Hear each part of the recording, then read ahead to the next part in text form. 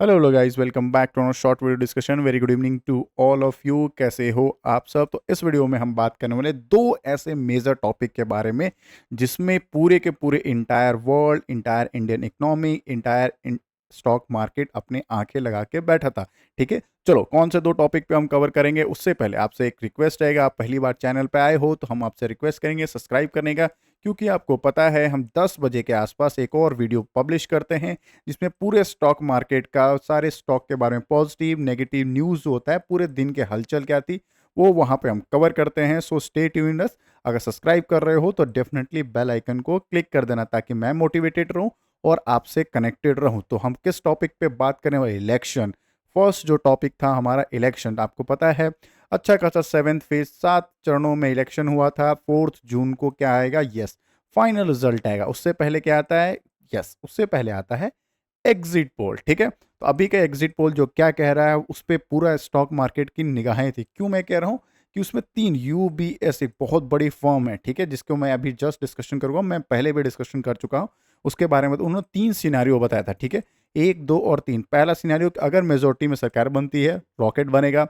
Second बोला कि अगर बीजेपी 272 के आसपास रहेगी तो तू मैं थोड़ा सा स्टॉक मार्केट थोड़ा अप एंड डाउन करके फिर बाइंग में चलिए। बट अगर थर्ड वाला जो उन्होंने बताया था, अगर गवर्नमेंट मेजोरिटी में बनती है बट ये सरकार नहीं, कोई न्यू गवर्नमेंट बनती है तो स्टॉक मार्केट क्रैश हो जाएगा। ठीक है, बट लॉन्ग टर्म के लिए क्रैश नहीं होगा, बट ये क्रैश होगा बहुत सारे लोगों के लिए। क्या होगा? ये अपॉर्चुनिटी होगा इक्विटी बाइंग करने के लिए। ठीक है, तो वो भी उन्होंने प्रिडिक्शन किया था। ठीक है, तो स्टॉक मार्केट में लिए हलचल बहुत ज़्यादा इंपॉर्टेंट थी इंडियन इलेक्शन का, जो कि 4 जून को आने वाला है। तो कल है मंडे और उससे पहले पता है एग्जिट पोल आया है, सैटरडे को फिनिश हुआ है। तो क्या रहा एग्जिट पोल? ठीक है, वो हम फटाफट डिस्कशन कर लेते हैं। अभी जो करंट सिनारियो है उसमें अगर देखोगे, प्रिडिक्ट किया एग्जिट पोल 2024 का, उसमें 99.99% ने सभी ने क्या किया? यस, एनडीए को फिर से गवर्नमेंट बनते हुए दिया है। मतलब क्या? सेम गवर्नमेंट मेजोरिटी में आते हुए उन्होंने प्रिडिक्ट किया। ठीक है, तो पहला जो स्टॉक मार्केट का जो कंडीशन था, यस, कि अगर कहीं गलती से यूबीएस का जो प्रिडिक्शन था कि अगर सेम गवर्नमेंट मेजोरिटी में अगर आती है तो रॉकेट की तरह ये सारे के सारे स्टॉक भागेंगे, स्टॉक मार्केट भागेगा। इसके पीछे का रीज़न उन्होंने बताया था। यस, मैं वो भी कवर करूंगा, क्योंकि जो अगर मेजोरिटी में बनेगा तो बहुत सारे ऐसे डिसीजन हैं जो वो काफ़ी पॉजिटिव या काफ़ी कॉन्फिडेंटली वो लेंगे, जो आने वाले सारे इंफ्रास्ट्रक्चर्स या फिर अलग अलग जो डिविजन्स है उसमें रॉकेट साइंस होगा। ठीक है, पहला इनका कंडीशन था। तो अभी जितने भी एग्जिट पोल है, जितने भी एग्जिट पोल देख रहा हूँ, सारे के सारे मेजोरिटी में क्या दिख रहा है? यस, सारे के सारे मेजोरिटी में कर रहे हैं फिर से ये गवर्नमेंट प्रिडिक्ट होके, मतलब अच्छा खासा पॉजिटिव पॉजिटिव साइन के साथ मेजोरिटी में ये आ रही है गवर्नमेंट। ठीक है, तो ये एक बहुत अच्छा साइन है अगर स्टॉक मार्केट के निगरानी में देखोगे। जो यूबीएस ने प्रिडिक्ट किया था वो भी मैं अपन कवर कर लेते। तो उन्होंने 3 मेजर टॉपिक कवर किया जो मैंने पहले बताया था कि अब अगर अगर कॉन्कलेशन सिनेरियो होगा, मतलब अगर खराब सिनेरियो होगा तो क्या होगा? ये शॉर्ट टर्म में तो क्रैश हो जाएगा, शॉर्ट टर्म इक्विटी क्रैश होगा, बट लॉन्ग ड्यूरेशन में बहुत अच्छा फेवरेबल होगा अगर थर्ड पॉइंट वैलिड होता है। थर्ड पॉइंट मतलब क्या?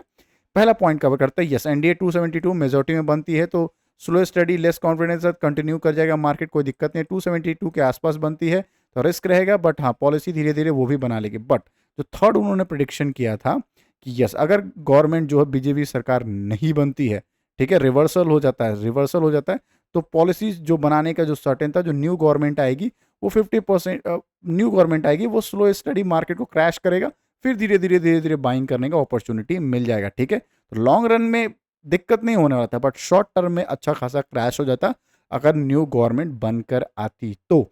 ठीक है, तो पहला जो कंडीशन था बहुत शानदार है। इलेक्शन का जो पहला न्यूज़ है वो फिर से गवर्नमेंट बन रही है।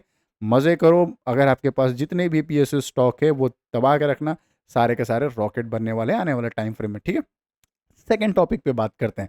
सेकेंड टॉपिक आपको पता है, यस, जीडीपी का डेटा आया था जो कि अफलातून जीडीपी का डेटा आया था।